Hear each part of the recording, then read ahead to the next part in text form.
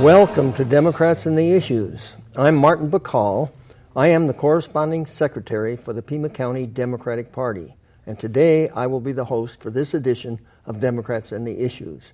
I think you'll find this show a very interesting one because we have a guest that has been in the state legislature and is planning to go back to the state legislature, and I want to have you meet David Bradley. Hello, David. Hi, Martin. Nice to have you with us. Thank you. Why don't you tell us, before we start talking about your political aspect of your career, about yourself personally, because I think you have another life besides a political one. Right. Before I do that, let me first thank you for all the many, many years that you've been doing this program. And since I first walked into Democratic headquarters some 24 years ago or whenever it was, you were there, and you're still there. And you've been a great source of inspiration for me because of your dedication and your constancy and your willingness to do anything or whatever it takes to get the job done for Democrats. So I'm very appreciative of you personally and the work that you have done, and it's an honor to be with you. Well, thank you, David. That's very kind of you. Yeah. So going back to my story. Yes, your story. I've been in behavioral health, mental health services for 32 years here in Southern Arizona in various capacities as a therapist, working mostly with children. I became an administrator probably 25 years ago and ran an agency called La Paloma Family Services for about 20 years. We just merged that agency with a much larger agency called La Frontera that has been in operation for 40 plus years. Yes, I think most people are familiar with both of your agencies. Yeah, and so it now brings, La Frontera now has a whole continuum of services for kids, which La Paloma did, and the adult services that they were providing. So I'm currently working for La Frontera as the Chief Development Officer, looking for opportunities for the agency to continue to grow and expand in not only Southern Arizona, but all of Arizona. And then, probably the most important thing I do in life is I'm a parent of 4 and a grandparent of 5, soon to be 6. Oh, congratulations. Thank you. And have been married for 30 years. The children's issues are what brought me into politics when I first got involved and helped in Herschella Horton's campaigns back in the day. I do remember that. Yeah. And when my tenure in the legislature, I kind of had those glasses on all the time when I looked at issues. And for me, it all connects up. And my professional life in behavioral health and child welfare services and my experience in the legislature, to me, were very similar. Because my goals were the same in many ways, and I look at things through the aspects of children, and everything connects back to that. Whether it's services for the elderly, or transportation, or business development, or education, or healthcare, that's how I have looked at things, and so it held me in good stead. And it's probably not a bad thing to have a background in mental health to be in the legislature. I think you're right. I do want to make a point, though.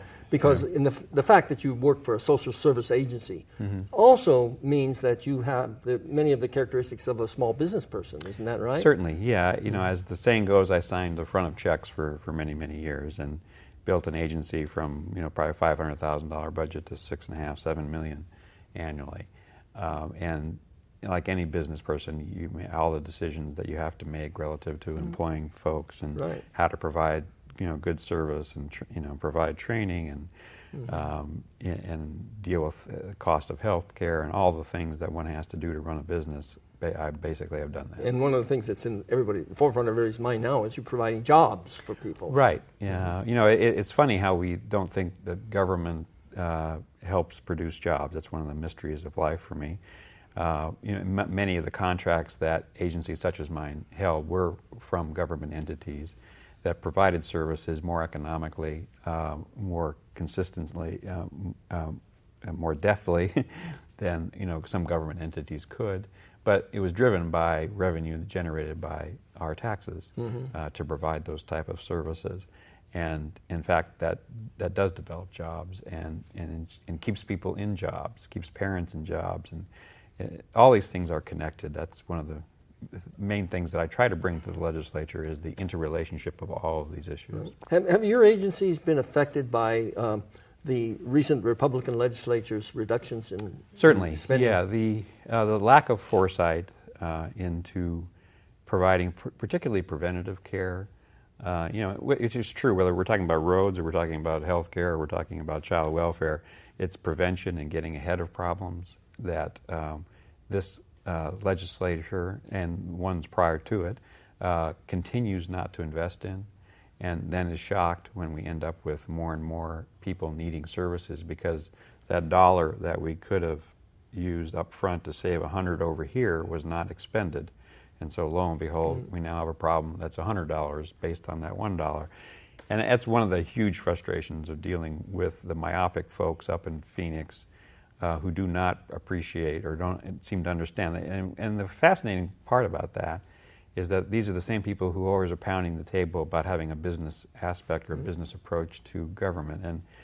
And gee, I said, what company, what entity would avoid spending more dollars by doing prevention? I mean, why would they do that? And they wouldn't.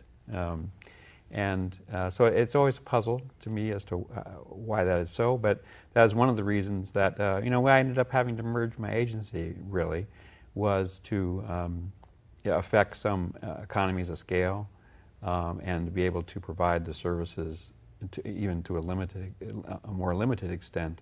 But we had to have, a bigger anchor to hold on to, a larger agency to do that with. So yeah, there's been a devastating effect on social service agencies across the state, and mine was just one of them. One of the things that related to what you've been talking about is this legislature has just adjourned. Mm-hmm. And one of the last things they did was reduce some heavy taxes, capital gains taxes, which essentially come from usually fairly wealthy people. Mm-hmm. And they're in a budget situation where they have deficit and they're having to cut spending, and yet here they've cut their revenue. Yeah. Does that make sense? Yeah, it's yet another one of the puzzles. I think that in their own minds they justify some of this because they're on this particular bill, its effect doesn't hit until I think 2016 or 18 or whatever. But that is so short-sighted, and it's nobody. The idea of paying taxes. Is it a great thrill to pay taxes? Not particularly. But when you stop back and think, what is our purpose? What's the purpose? I think it's Holmes who says that taxes are the price we pay for civility or civilization. And who has the most to lose when things become uncivil? One would think that would be the wealthy. And so, it seemed to be there to be a correlation that people who are able and have the the wherewithal to pay more taxes, at some level understand that it's an investment in their own futures as well. And to keep this mantra that, if we keep cutting these taxes, that they're going to spend more money and this is going to create more jobs, has been proven over and over again not to be the truth. And even some of these people that are affected by those taxes, such as our Warren Buffett, have said they don't mind paying the taxes and they're getting taxed too little. Right? Because they're willing to pay that price for civility. Sure. It is so short-sighted, whether we're talking about education or health care. I mean, we debate whether to do vaccinations for kids. We debate that every year. Is that crazy? I mean, it's like, what? And there's this unknown or this underworld of problems that don't get attended to. One of the biggest issues, epidemics in this state is tooth decay in young children. Mm-hmm. Totally avoidable. Yeah, totally avoidable, totally preventable. And we were showing that dental problems not attended to by the age of 8 or 9 have neurological effects. Long-term neurological problems result in that, among many other things. But again, $1 here saves $100 over here. Where'd I lose you? Yeah. What's the confusion? I don't know. So it's hard to. We don't give psychological mental tests to prospective legislators. Yeah, well, I try to always operate on the premise of good intent, and I assume that people come to the legislature, and even when I disagree with them wholeheartedly, that there's some level of good intent, and that. It's just, you think it's a matter of saying, well, gee, if there's evidence presented to you, maybe and you're a reasonable human being, perhaps you can modify your point of view. And I think that's part of the immaturity that you see from the other side, is that they get so beholden to particular topics and issues, and they refuse to look at the light, see the light that's been put on the topic and to reassess. I mean, one of the remarkable things about many of our famous folks, whether it's one of my heroes is Robert Kennedy. Robert Kennedy's views on the world changed dramatically, And he wasn't afraid to say, gee, you know, based on new knowledge, I'm going to make other decisions. And that's the mark of leadership, and that's one of the things that's so lacking in our legislature over these many years, and it is a tad frustrating at times. Just for the information of our viewers who may not know it, what is the makeup currently, party in the legislature, the Senate and the House? Yeah, the Senate and the House both are in. The Republicans have majorities, supermajorities in both. Do you know the numbers off? Yes, 21 in the Senate to 9. 21 to 9. And I think it's 40-20 or 41-19. I think you're right. 40, yeah, I'm not sure exactly, but they have enough to thwart anything. Right. And to override vetoes if they so chose. Now, you got a Republican governor, and the likelihood of that happening is probably slim. Yeah. But they certainly have that. The possibility. Now, when you were in the legislature, you were in the House of Representatives. I was in the House. And yes. It wasn't that. Well, my one-sided. first term was 39-21 or 38-22, but they were moderate we had 10 folks that who fit that definition of folks that were willing to be enlightened, were willing to see things differently, even though maybe they campaigned a certain way and they got in there. But when they saw what was happening to the state, and we were going through a financial crisis at that time too, you know, we're able to override the more conservative folks, and I don't like to use the word conservative as a pejorative. Conservative means you're trying to conserve something, and that's not necessarily a bad thing. And so they're beyond conservative in my mind. It's almost it's hard to find a good word that you can say on TV, but right-wing ideologue among yeah, that perhaps. But those folks were able, you know, to cross the line and pass a budget against the will of the Speaker. Now, interestingly enough, all 10, or almost all, I think there was 11 that crossed over. Of those, 9 or 10 lost in the next primary. Right. So they went out and got them. The right wing of that party went out and got those reasonable folks, so that in the next round we actually had a little better numbers, but it was much more divisive because there was no compromise. And our government is based on the premise of compromise. That's what the founders tried to do, and they set up a system to reward compromise and to reward reasonableness, and it was all kind of done away with under this model. Right. A lot of people wonder why we have such an extreme legislature, and I think, and you could probably testify to the fact that it had to do with the way the districting was done by the legislature when they did it. Right.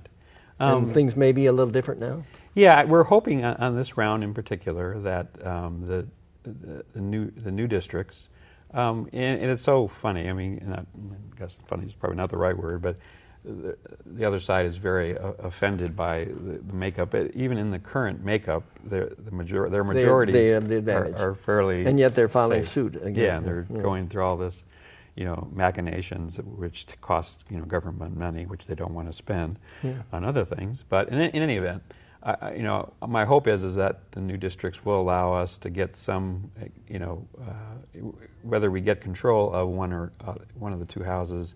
Yeah, it's a little iffy, but at least we maybe get some more numbers and get a little closer. Right. And then under this current situation, you have to find 6 reasonable people and it's in the Senate, and it's almost impossible. So if we can get it down to 1 or 2, then we have a chance to stop some of the craziness. And of course, the new election, which is going to take place in November, may well change things. Yeah, we're hoping. Yeah, I mean, and you're hoping because you're running in a new district, right? Yes, yeah, I'm running in the new District 10. Right, and you were in 28. 28, okay. Yeah, my new district takes it's almost a third of the old 28, 29, and 30. Give a rough, roughly. Give us a rough description of the boundaries, if you could. Yeah, roughly Campbell on the west, and it goes all the way out to Tanque Verde and to Houghton or Houghton, depending how you pronounce it, I guess, on the west side, and then south it dips... On the east side. On the east side, I'm sorry. And on the south it dips down almost to Valencia. Oh. And then on the north side goes up to Mount Lemmon. Okay. Yeah. And the breakdown by party is... Yeah, we have a slight advantage on paper. but it's pretty much an even district with the increased numbers in independents. Lots of Yeah, independents. so it's almost a third, and a third, Right, which roughly.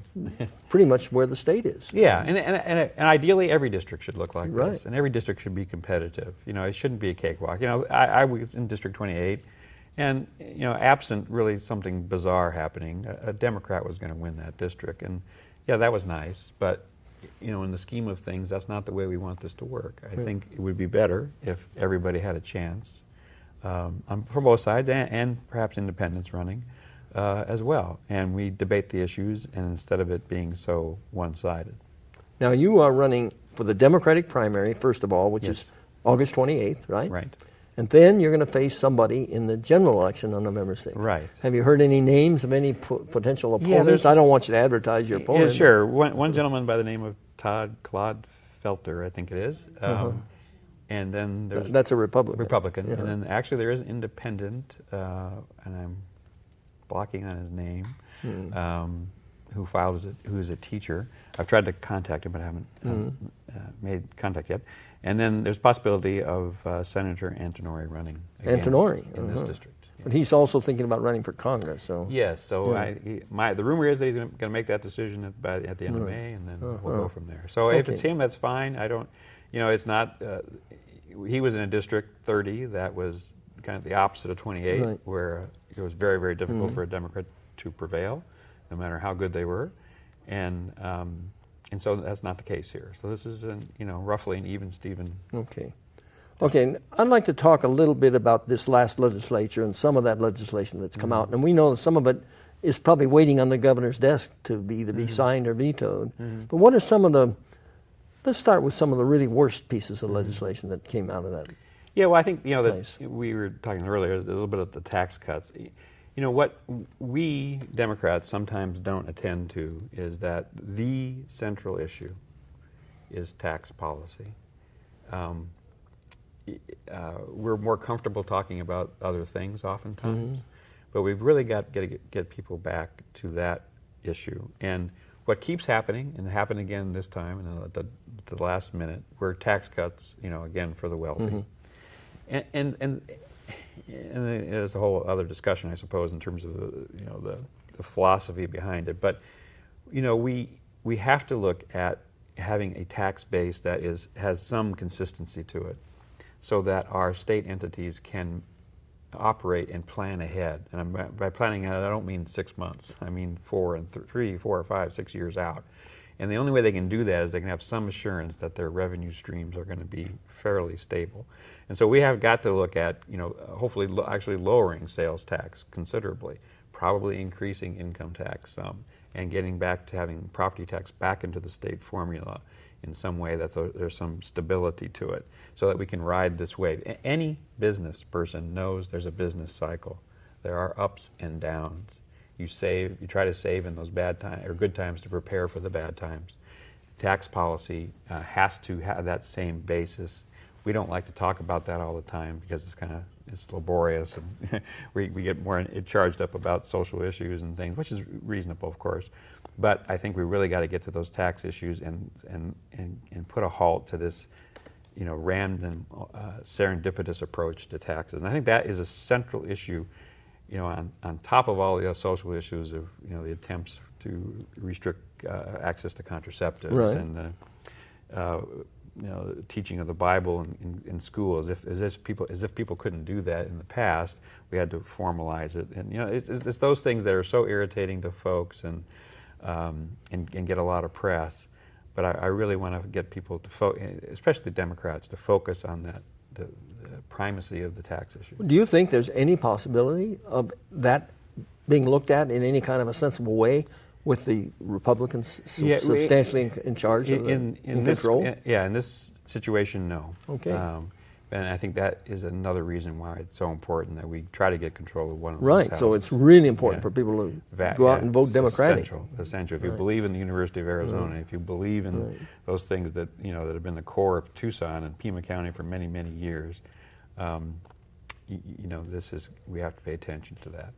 And the many ironies of the legislature where they continue to invade. They always talk about local control unless local control is not in their favor, and then they override cities and counties. Right. And it's just so disheartening sometimes to try to micromanage the city of Tucson from the legislature and the effects that has, and it tends to freeze the smaller entity, whether it's a city or a county, because again the predictability of their revenue streams becomes precarious, and it's hard to make good decisions about how to plan ahead because you don't know exactly what's going to get when the carpet's going to get yanked from underneath you, and those are all things again that relate back to this whole tax issue. Right. Now, you mentioned that thing about the cities, because there's a piece of legislation that this legislature passed to try and force the city of Tucson, and essentially only the city of Tucson, to change their way of time of electing